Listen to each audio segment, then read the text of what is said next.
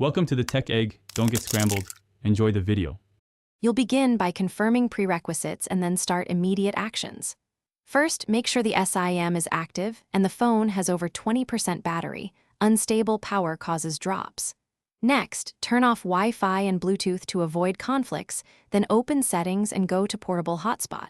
Once there, disable the hotspot and reboot the phone. This clears temporary radio issues. After reboot, return to Portable Hotspot and prepare to adjust APN and tethering settings in the next step. Now dive into APN and tethering permissions because many errors stem from carrier settings.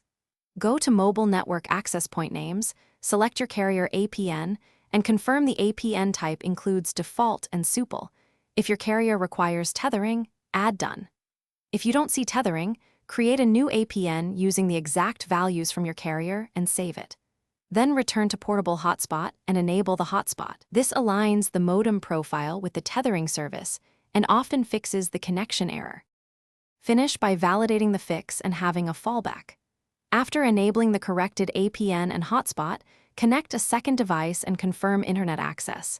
If it works, change SSID or security to WPA2 and recheck.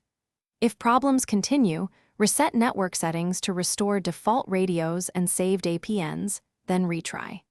As a last step, capture error behavior and contact the carrier.